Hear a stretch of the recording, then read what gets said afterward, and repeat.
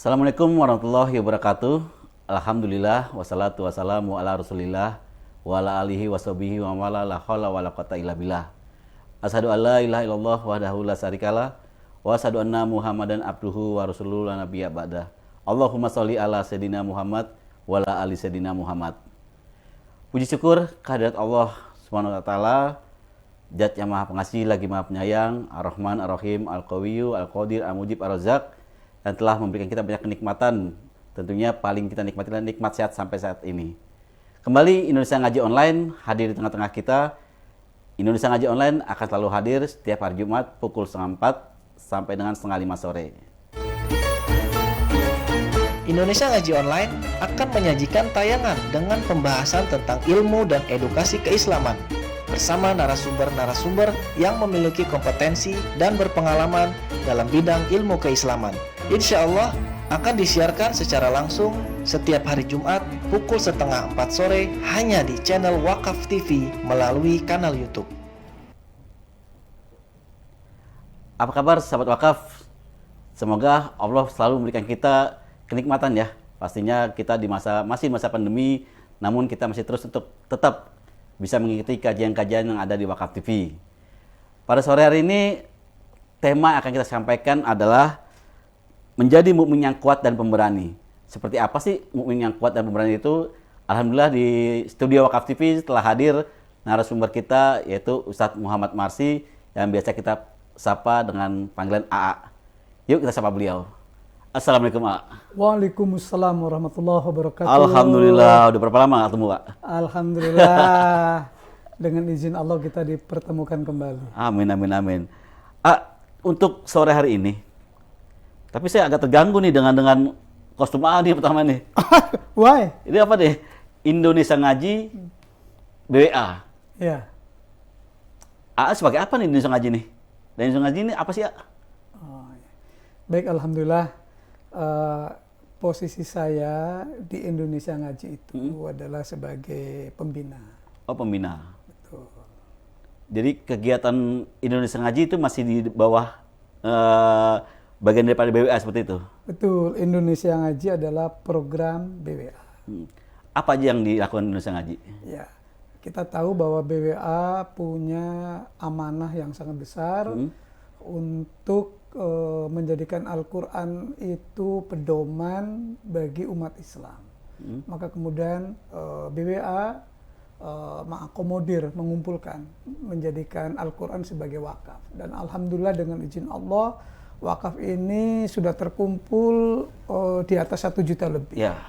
Maka kemudian bagaimana agar wakaf Al-Quran ini kemudian betul-betul sampai ke orang-orang yang membutuhkan, ya.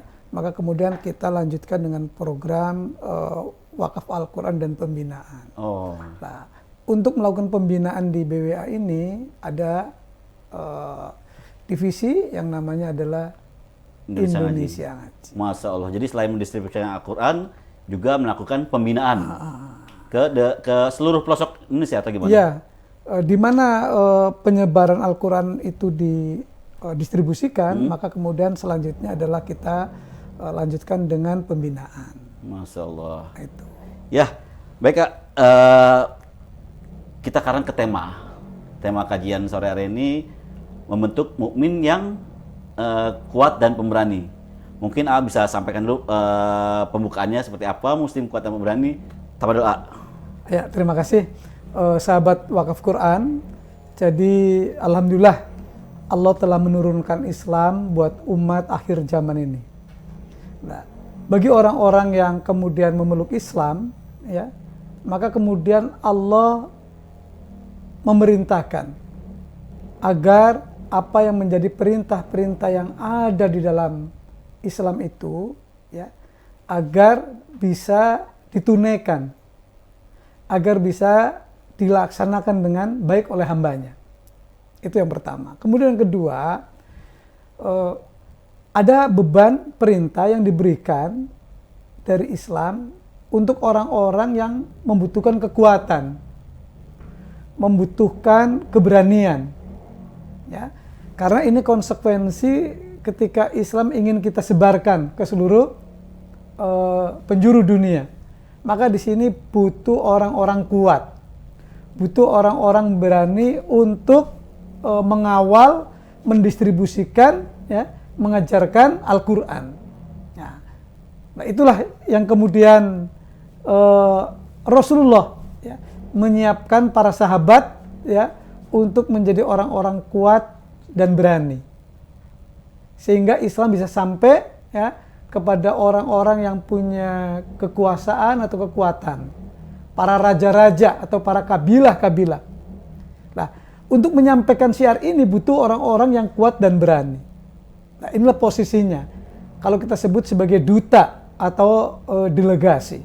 Nah, oleh karena itu secara zahir laki-laki itu diberikan kelebihan dibandingkan dengan wanita. Oleh karena itu ketika kita diamanahkan menjadi seorang sosok lelaki, ya, kita harus punya karakter.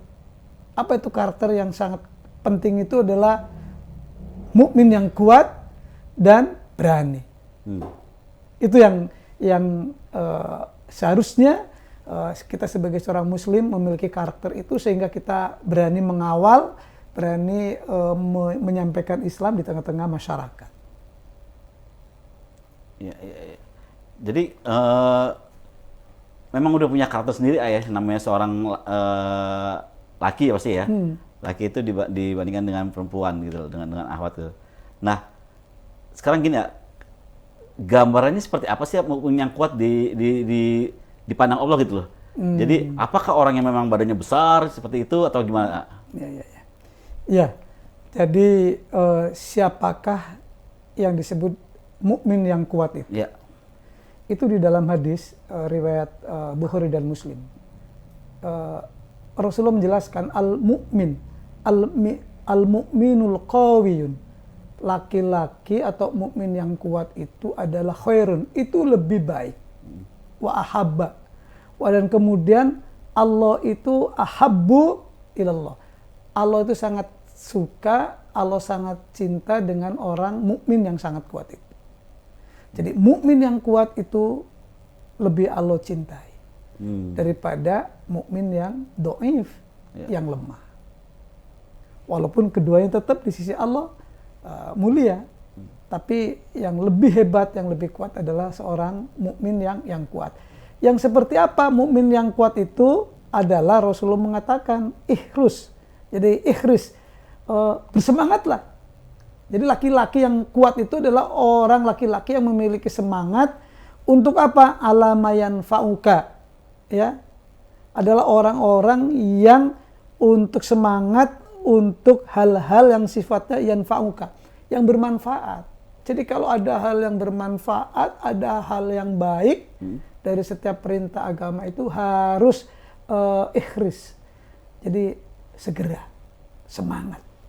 Nah, wasta'in billah, dan kemudian dia senantiasa minta tolong kepada Allah. Jadi jangan dilepaskan antara semangat dengan minta tolong kepada Allah, sehingga ketika dia mampu menunaikan itu bukan karena kekuatannya.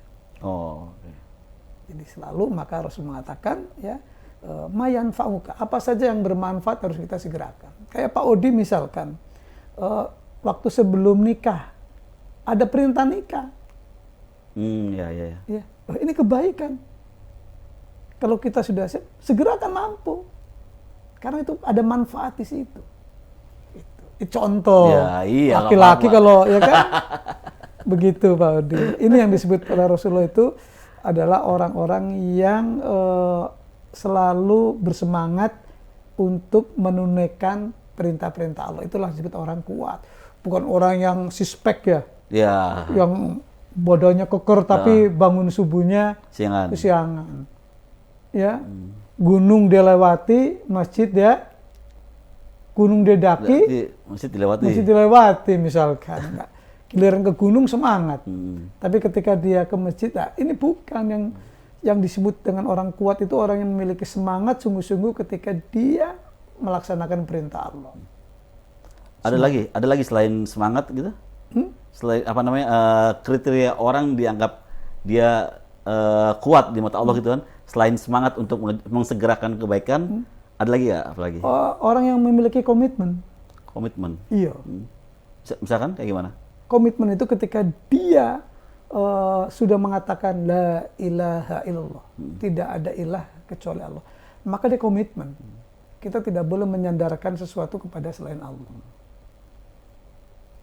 Sandaran kita hanya kepada Allah. Itu orang punya komitmen. Ya. Ketika dia diperintahkan aqimi sholat, ketika dia seorang mukmin, sholat itu harus komitmen. Ya kan? Ya. Nah, itu salah satunya gitu. Adalah perintah-perintah Allah ini kan sangat banyak. Dibutuhkan apa? Kekuatan, keberanian, dan komitmen. Sekarang kalau orang ingin coba gini, saya ingin Allah menganggap saya orang yang kuat. Apa sih yang harus saya siapkan? Ya, pertama yang harus kita siapkan adalah keimanan. Keimanan yang apa? Keimanan yang sikoh. Sikoh itu berarti tingkat keimanannya sangat yakin betul. Bukan hanya sekedar iman. Ketika dia iman bahwa neraka, surga itu adalah tempat balasan. Ketika dia beriman, dia yakin betul. Gitu. Kemudian Al-Quran ini. Jadi ketika iman kita ini kepada Al-Quran ini, Pak Odi, bukan hanya sekadar dibaca, difahami, bukan. Tapi sikoh betul. Apa yang menjadi komitmen, konsekuensi dari apa yang ada dalam Al-Quran. Jadi orang yang kuat itu, ketika orang itu menjadikan Al-Quran itu sebagai guidance-nya. Ya. Karena di situ ada perintah-perintah. Ya. Contoh, kita diperintahkan haji. Coba kalau kita nggak tahu Al-Quran. Perintah haji di mana? Di Mekah. Sementara kita tinggal di Indonesia. Ya kan? Ya, ya. Karena dengan perintah itu, akhirnya kita yakin, akhirnya kita Berangkat. Iya, punya kekuatan dan keberanian untuk apa? Kuat untuk berangkat, berani untuk meninggalkan resiko-resiko yang akan kita tinggal. Ya. Ya kan, yang tadinya istri kita takut ditinggal jadi berani. Ya. Karena ada sesuatu yang lebih. Nah, itulah menjadikan yang dimaksud dengan Al-Qawi, ya, bukan orang yang jago gulat atau orang yang tahan banting, bukan seperti itu maksudnya. Jadi orang yang mampu memanage dirinya. Ya kan? Jadi yamliku, dia memiliki kekuatan untuk apa? Linafsihi. Dia bisa mampu mengendalikan setiap apapun, kekuatannya itu berdasarkan kesadaran yang sangat tinggi untuk melakukan atau tidak melakukan itu adalah mentalitas dia itu karena keyakinan dia kepada Allah itu. Itu. Kalau bicara figur sahabat Nabi ya, kira-kira siapa yang figur sahabat Nabi ya, seorang yang kuat dan pemberani di mata Allah? Ya, nah ini ada salah satu figur di masa sahabat yang jarang disampaikan, diceritakan gitu ya. Jadi begini, ketika Rasulullah mendapatkan amanah dakwah Islam rahmatan lil alamin, maka kemudian Islam kan harus disampaikan kepada seluruh manusia, bangsa dimanapun berada. Tidak hanya untuk di Madinah, tapi Rasulullah kemudian pada saat itu ada kekuatan besar, ya, Persia dan Romawi. Maka kemudian Rasulullah punya tanggung jawab untuk menyampaikan Islam kepada para pembesar-pembesar itu, orang Persia. Maka ketika perintah ini mau diperintahkan kepada para sahabat, Rasulullah sudah berpesan dulu. Jadi saya akan memerintahkan kepada kalian. Tapi perintah ini tidak boleh ditawar. Jadi ketika perintah ini saya tunjuk seseorang, si fulan, maka si fulan tidak boleh menawar. Kecuali harus sami'na wa ata'na. Kemudian Rasulullah memilih salah satu sahabat yang namanya adalah Abdullah bin Huzafah. Abdullah bin Huzafah. Jadi sahabat ini dipilih oleh Rasulullah untuk menyampaikan surat kepada Raja Kisra, Persia. Saat itu. Jadi itu imperium kekuatan besar. Lah, Abdullah bin Huzafah tahu bahwa perintah ini karena tidak bisa ditawar, itu resikonya sangat apa? Besar. Sangat besar. Ya. Mati mungkin gitu. Ya. Tapi karena ini adalah perintah dakwah. Ini adalah perintah Allah dan Rasulnya untuk menyampaikan dakwah ini. Maka kemudian Huzaifah itu diperintahkan oleh Rasul untuk menyampaikan surat itu ke Ratu Kisra. Dari Madinah ke Iran. Ke Iran? Iran. Oh. Ya, Persia itu Iran. Berapa waktu perjalanan untuk sampai ke sana? Itu adalah 15 hari. Dengan kuda. 15 hari ya. 15 hari. Nah ini kalau bukan orang kuat, bukan orang berani berpikir tentang resiko. Oh nggak mau pilihan ini. Iya, maksudnya. Ya kan 15 hari sendirian lagi. Naik kuda lagi. Ya kan? Artinya secara tantangan itu dari medannya, situasinya, kondisinya, jauhnya, dan belum pernah ke sana. Tapi hebatnya sahabat itu tidak pernah bertele-tele kalau diperintahkan oleh Rasul, tidak. Tenis-tenis sudah nggak perlu. Iya. Mana Persia? Jalan dia. Nah inilah salah satu contoh di masa sahabat ada orang-orang ya mereka ketika melakukan transaksi ya dengan Allah dan Rasulnya itu luar biasa pengorbanannya. Walaupun akhirnya Pak Odi surat yang sampai kepada Ratu Kisra itu berakhir dengan disobek-sobek Oleh si Ratu oleh Kisra Ratu itu? Kisra. Kenapa tuh? Dia berpandangan masa ente tuh hamba saya gitu. Ibaratnya rakyat gitu dianggapnya kan. Begitu disobek-sobek, kemudian Huzaifah pulang, sampaikan kepada Rasul. Apa yang terjadi kemudian? Maka kemudian Rasulullah berdoa, ya Allah, ya kan? Jadi sobek-sobeklah kekuasaan dia. Gitu. Padahal isi suratnya Rasul kan, ya, Bismillahirrahmanirrahim, ya, min Muhammad Rasulullah SAW. Saya mengajak kalian untuk Islam, maka kalian itu akan selamat dan akan menyelamatkan seluruh rakyat kalian. Begitu. Tapi kalau kalian menolak, kalian akan menanggung dosa. Karena dakwah udah sampai. Ya kan? Udah sampai. Ya begitu akhirnya, begitu berdoa, Rasulullah tidak lama kemudian utusan untuk menjawab surat itu orang Yaman. Sebelum sampai ke Nabi, Kisra sudah apa? Hancur. Siapa yang menumbangkan kekuasaannya adalah anaknya sendiri. Anaknya Ratu Kisra? Ratu Kisra, Raja Kisra sendiri. Raja Kisra. Anaknya sendiri yang melengsarkan. Karena memang keangkuhan dan kesombongan Kisra II itu. Berarti suratnya belum disampaikan, kabar di robek-robek itu belum sampai ke Rasulullah? Sudah sampai, tapi kemudian dia mengutus lagi balasan. Oh, balasan. Balasannya belum sampai, sudah apa? Runtuh.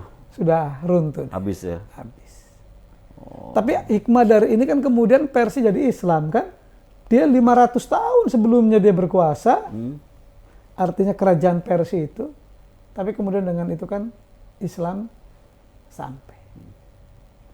Ya, luar biasa. Jadi memang figur ya sahabat Rasulullah ya, ketika terima perintah dari Rasulullah apapun lah ya, yang sifatnya dakwah ya, itu langsung ditanggapi dengan berani lah ya. Iya, itu luar biasa. Ya.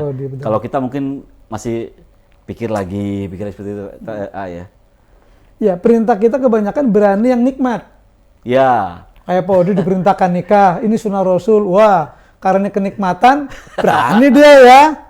Begitu. Apalagi misalkan kan begitu. Maksudnya hal-hal yang tidak beresiko dengan kematian misalkan. Kalau sahabat sudah selesai urusan tentang hal-hal yang sifatnya apa yang akan menimpa seseorang itu sudah paham. Semua sudah kataballah. Kataballah sudah tercatat di Lauhul Mahfuz. Jadi kita tidak menjalanin aja. Makanya ketika Islam datang, syukuri. Syukuri aja, Islam ini rahmatan alamin. Kedua, ya, kita bersyukur, kita nikmatin setiap perintah-perintahnya Pak Odi. ya, ada saum, ada sholat, ada begini, ya, ada haji, ada zakat, ya kan, ada wakaf, ya sudah, nikmatin aja, jangan menjadi beban. Waduh, ada perintah sholat, ada puasa, jangan, ya, nikmati aja ibadah itu, ya, jalankan optimal mungkin. Ya. Sekuat mungkin. Sudah, jangan menjadi beban. Nah, orang ini merasa Islam ini menjadi beban. Dia punya keyakinan Islam itu sempurna. Islam itu rahmatan lil alamin. Islam itu harus masuk secara totalitas. Tapi kemudian ketika masuk ke situ dia mikir-mikir. Gimana akan merasakan nikmatnya Islam kalau kita tidak ambil. Mungkin banyak kan orang tuh memilah-milah ya, ya.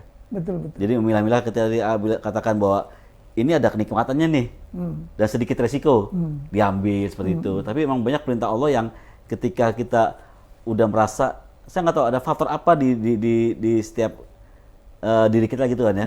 Kenapa kita kadang-kadang kita merasa, oh ini nggak sanggup nih, kita nggak jalankan. Faktor apa sih yang ada kira-kira orang merasa dirinya lemah gitu? Ya, memang manusia itu kan sangat dipengaruhi ya. Kenapa orang itu kadangkala imannya itu sangat sangat kuat naik, ya. Dan terkadang turun. Jadi al iman yazid wa yanqus. Iman terkadang naik, kadangkala turun. Ada menjadikan orang, kenapa orang itu imannya meningkat? Karena keilmuan. Karena dengan ilmu dia belajar, dia membaca Al-Quran, akhirnya apa dia? Naik, ya. Jadi ini yang keilmuan. Jadi ilmu itu menjadikan seseorang kemudian akan diangkat derajatnya oleh Allah. Nah, ada orang yang kemudian imannya itu menurun terus, karena faktor kebodohan, nggak punya ilmu. Ya. Iya, sudah. Nah, karena tidak punya ilmu, akhirnya amalnya tidak, ilmunya kurang. Sudah, kebutuhan situasi dan kondisi mendesak dia, akhirnya dia apa? Karena kebodohannya dia lebih baik mencari dunia daripada akhirat. Padahal kata Rasulullah, jadi kalau orang ingin man aroda dunia, ya, fa'alaihi ilmu. Kalau orang ingin meraih kebahagiaan dunia dengan ilmu. Ya. Oman aroda akhirat, wabi ilmu. Ya, dia juga harus dengan ilmu. Untuk akhirat ilmu juga. Iya. Lah, untuk mendapatkan dua-duanya itu juga dengan ilmu. Maka ilmu ini menjadi penting. Orang itu akan menjadi kuat prinsipnya. Orang itu akan punya keberanian kalau dia semakin berilmu.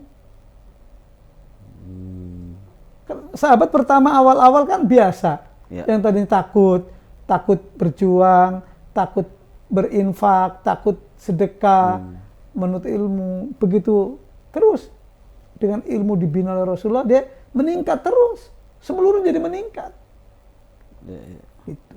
Inilah pentingnya, maka kemudian Indonesia Ngaji ya punya satu tag ya, Muslim, seorang Muslim wajib ngaji. Indonesia kalau dia mengaku orang Indonesia Muslim, dia harus ngaji. Karena dengan ngaji dia akan faham apa tujuan hidupnya itu untuk apa, caranya itu bagaimana. Ya kan? Ending kehidupan itu seperti apa? Dia harus punya.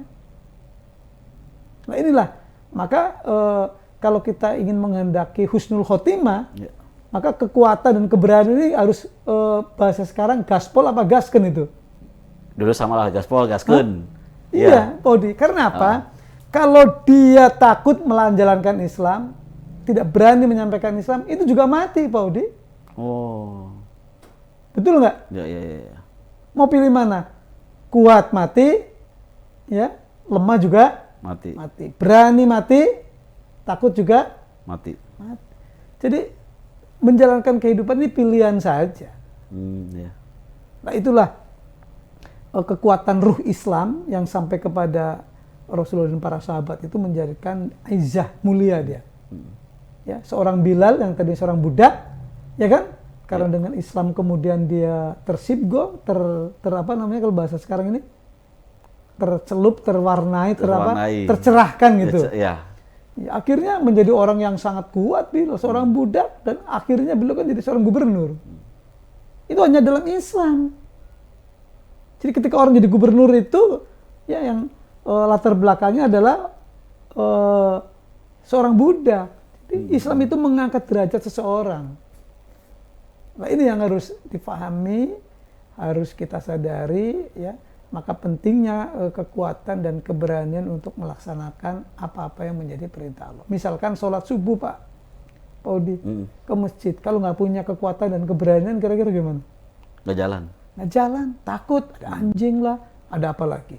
Macam-macam alasan dibuat-buat. Keadaan dan lingkungan itu menjadi alasan buat orang-orang seperti itu. Tapi buat orang yang punya kekuatan iman, punya keberanian, ya perintah Allah itu jangankan. Kita buktikan ibu-ibu, nenek-nenek ketika diperintahkan haji ke Mekah, bukan di Monas. Kenapa kemudian dia tidak, Mekah di mana jauh, enggak bilang begitu. Yang ada adalah rindu. Ya. Rindu ingin ketemu, Masya Allah.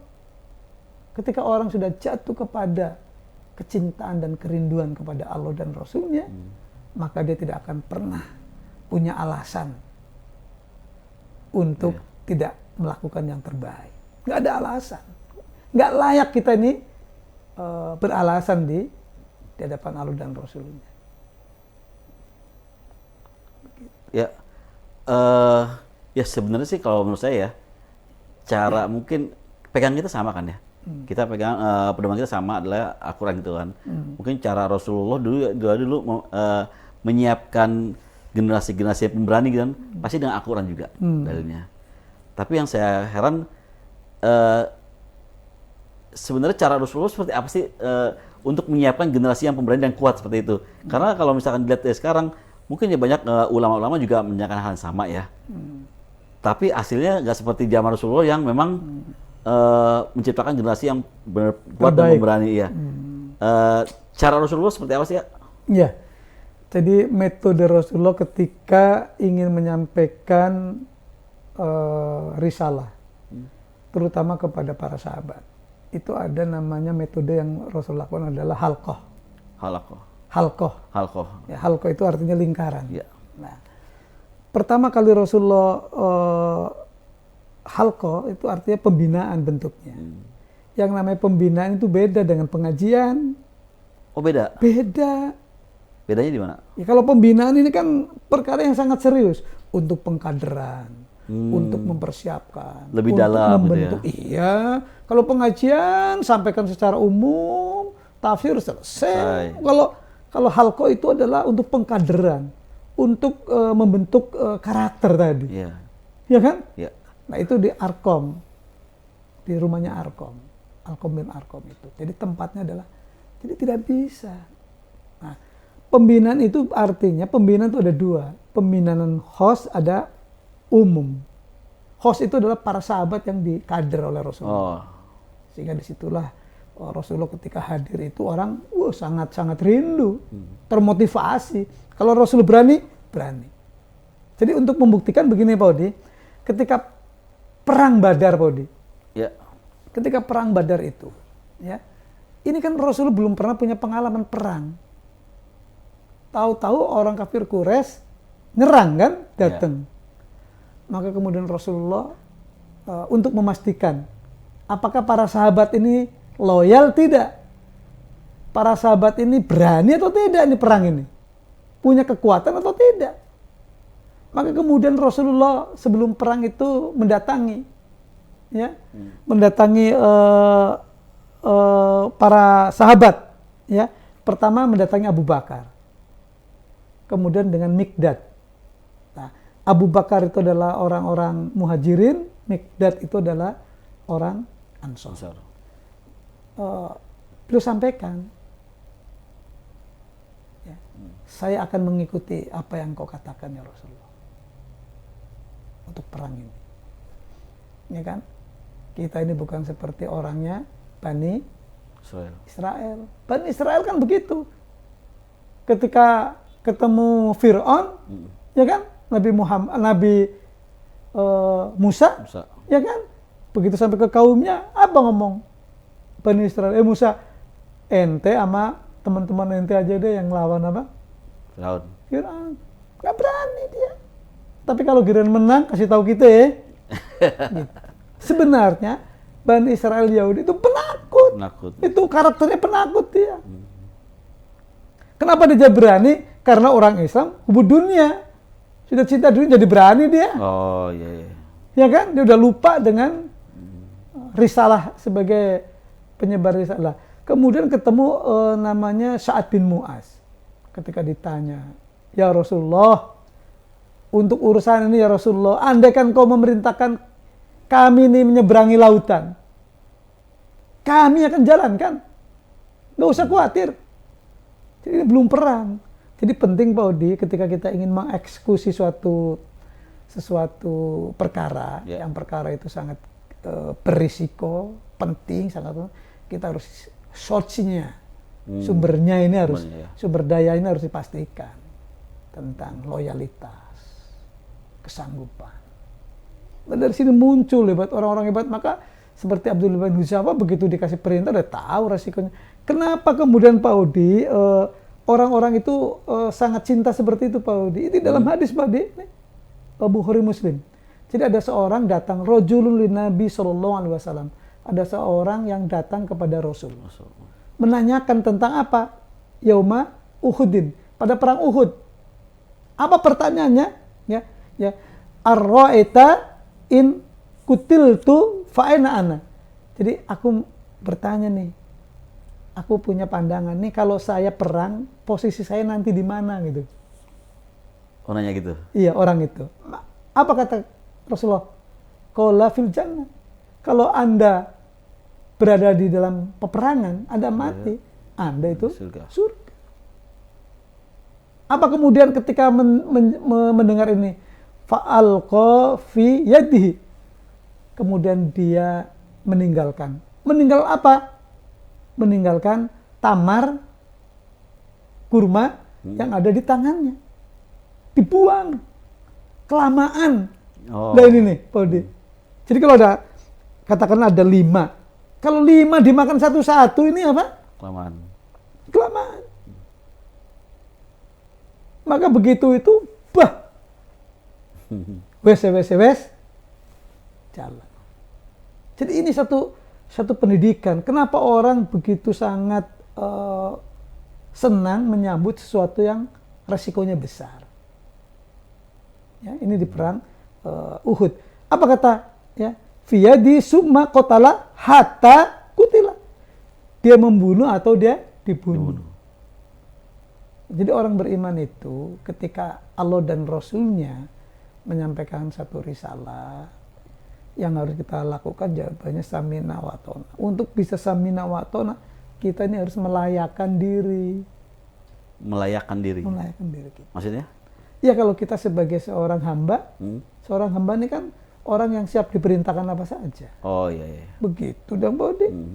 Kalau Pak Odi sebagai seorang suami, melayakkan diri sebagai seorang suami. Ya. Bukan begitu Pak Odi? Iyalah. Iya. Itu melayakkan diri. Kenapa sahabat lah? Untuk mau melayakkan diri harus ada informasi, harus ada maklumat. Lah itulah pembinaan halqah.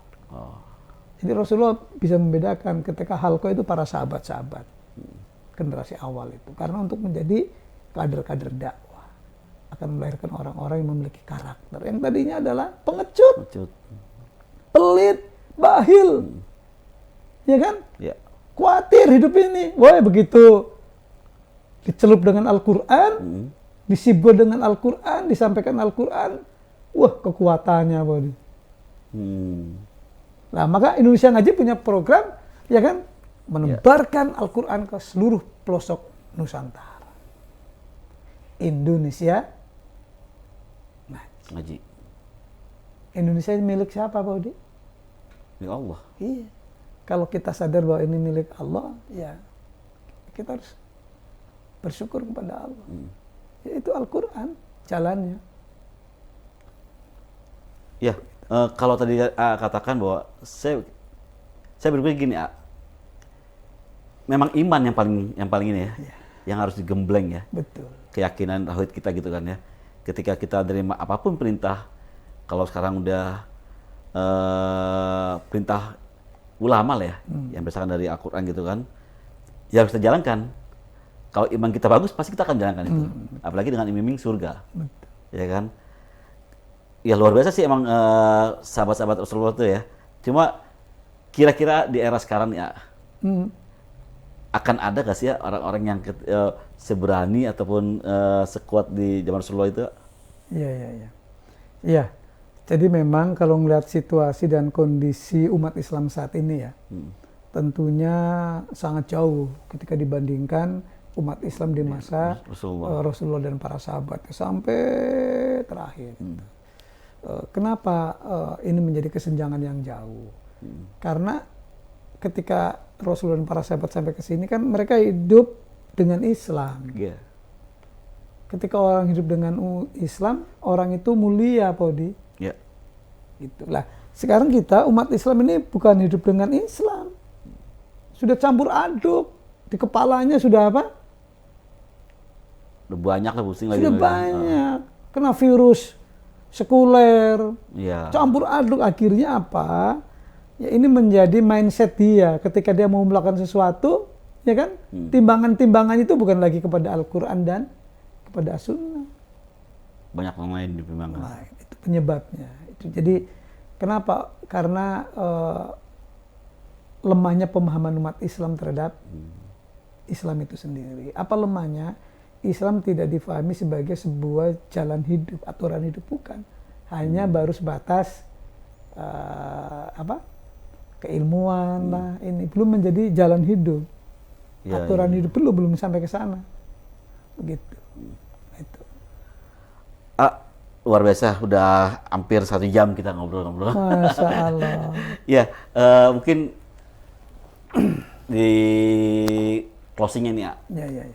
Saya pengen ada tips dari A untuk para sahabat wakaf di rumah, gimana caranya kita menjadi seorang mukmin yang kuat dan pemberani.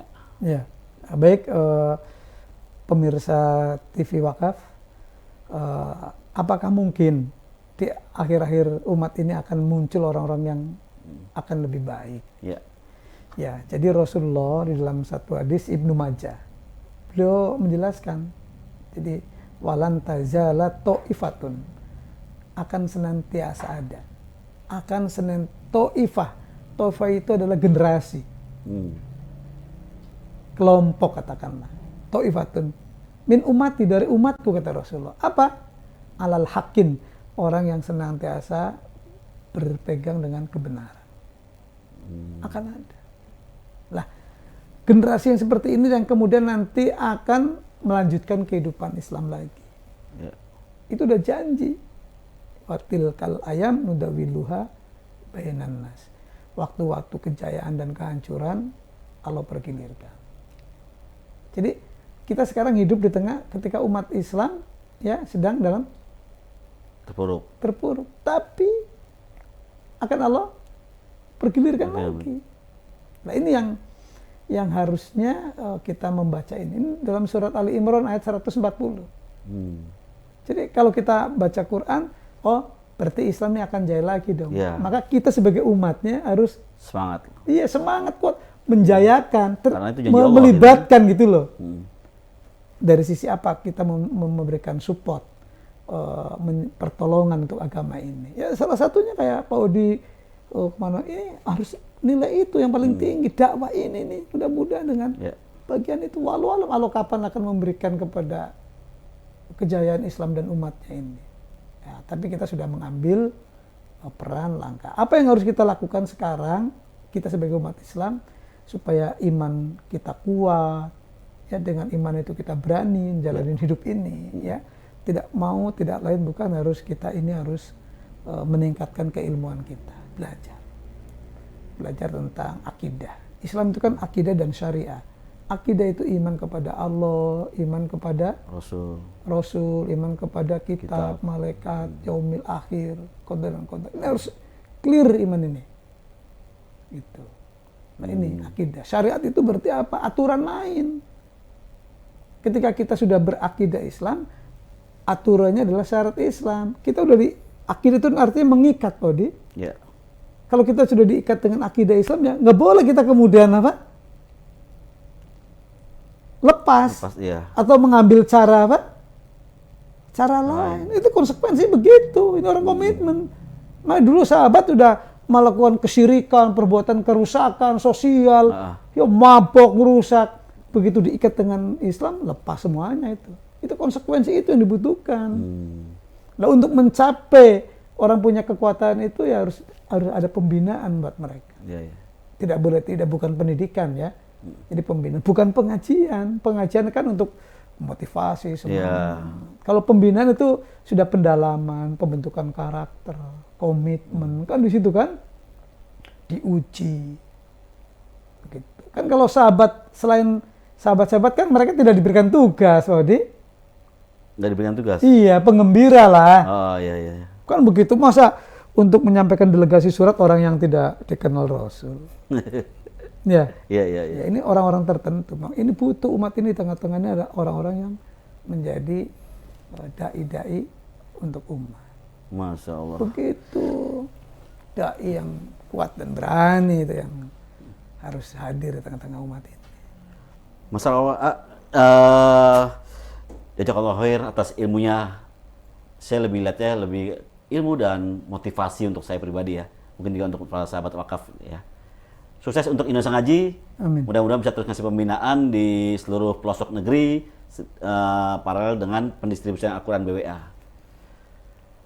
Sahabat wakaf yang dirahmati Allah, sampai kita di ujung acara Indonesia Ngaji Online. Ada informasi menarik yang akan kita sampaikan bahwa di akhir Maret nanti BWA akan mengadakan Jogja Mengaji. Jogja Mengaji ini event yang sinergikan dengan Tarhib Ramadan dari BWA. Insya Allah kita akan umumkan lagi melalui sosial media BWA, di Wakaf Quran, di BWA.id, di Instagram, di Facebook. Mudah-mudahan sahabat wakaf bisa mengikuti acara yang akan kita gelar secara besar dengan tagline Jogja Mengaji. Kita akhiri dengan baca alhamdulillah, alhamdulillahirabbil alamin. Wassalamualaikum warahmatullahi wabarakatuh.